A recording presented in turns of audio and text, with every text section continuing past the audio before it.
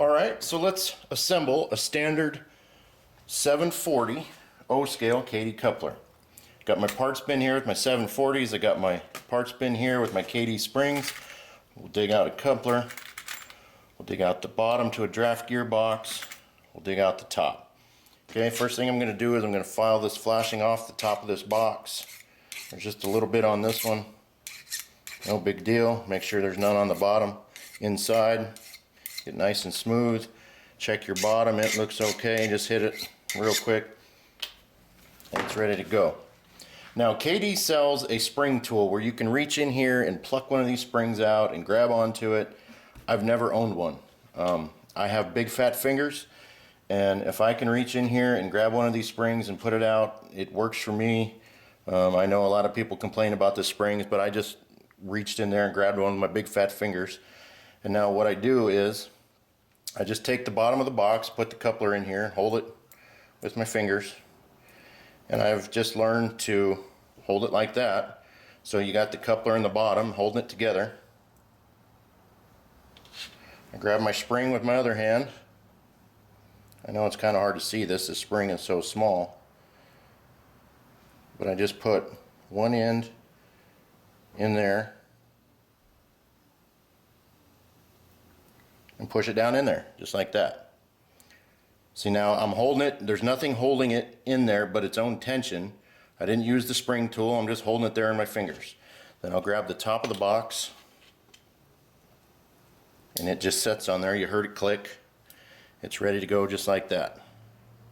Now, the problem is if you don't use the punch and the hammer, what happens? You drop it, it falls apart, and then you got to start all over.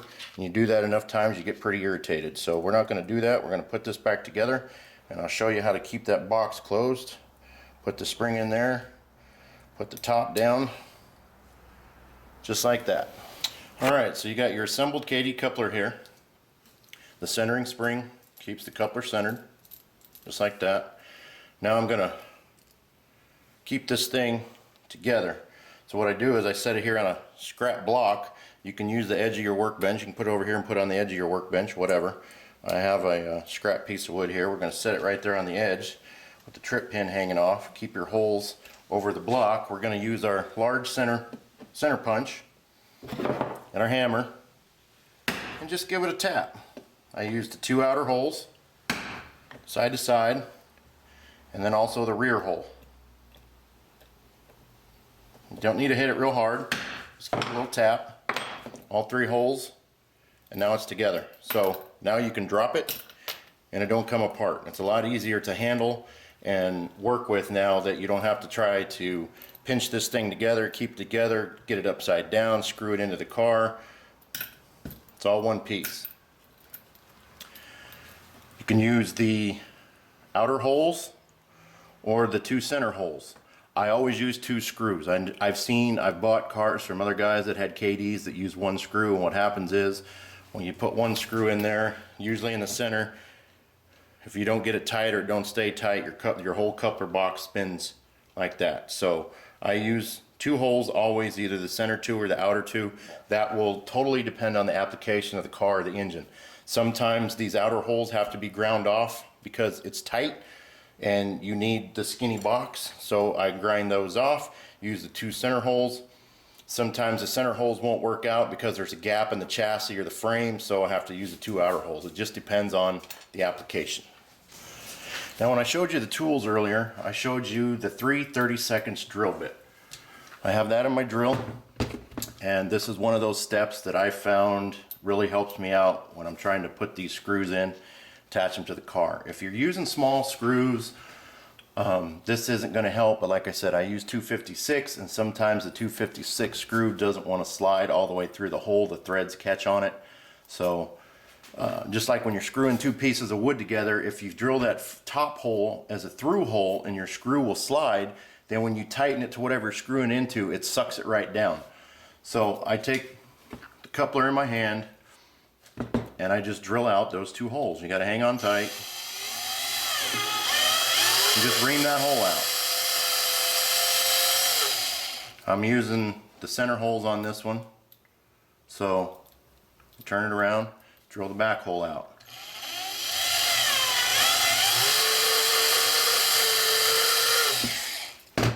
Now my 256 slides right through, and you got a little wiggle room just in case you didn't drill your holes perfectly straight and you need to move this coupler back and forth to get it to screw in with the two holes. You can do the same thing with the two outer screws, drill those out. If I was using those holes to mount this, I would drill those two holes out.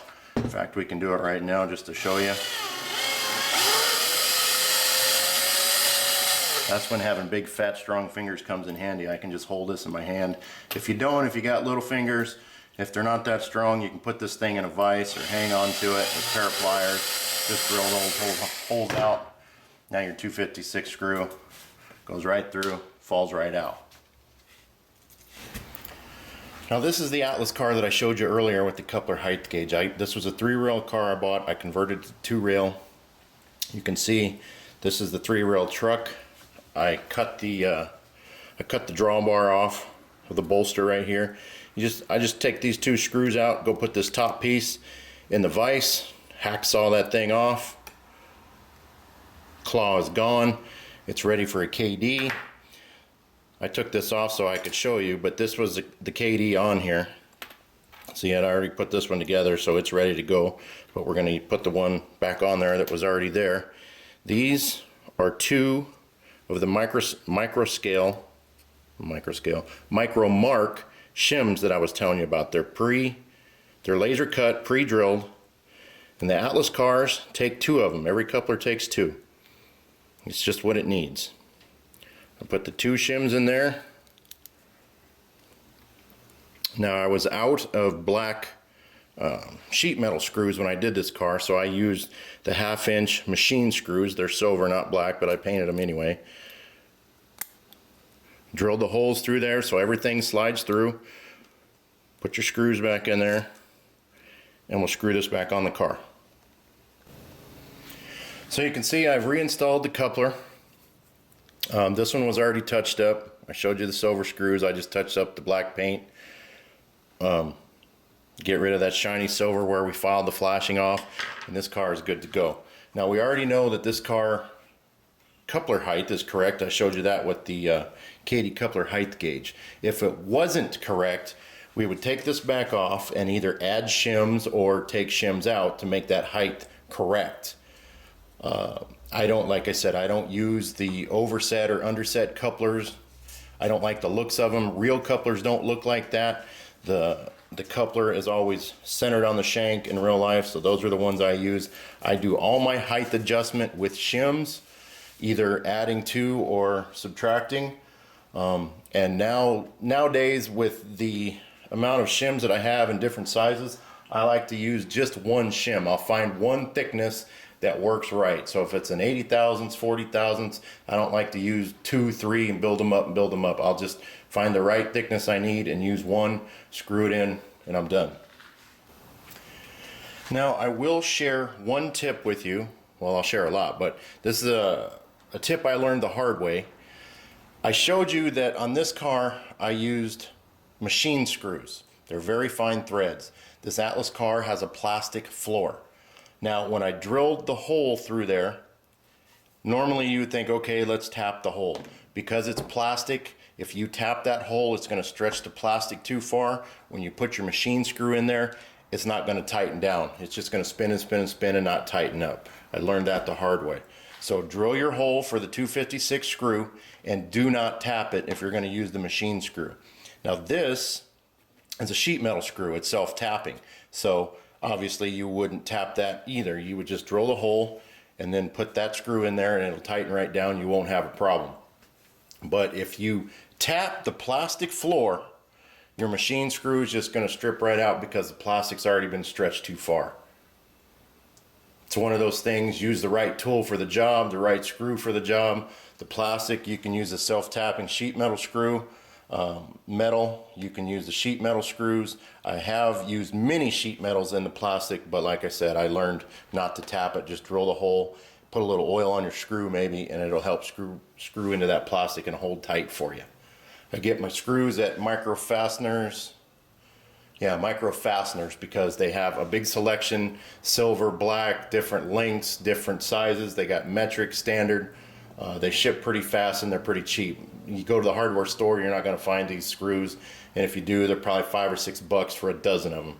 So I buy a bunch of them, fill my bins, and they're always here ready to go when I need them.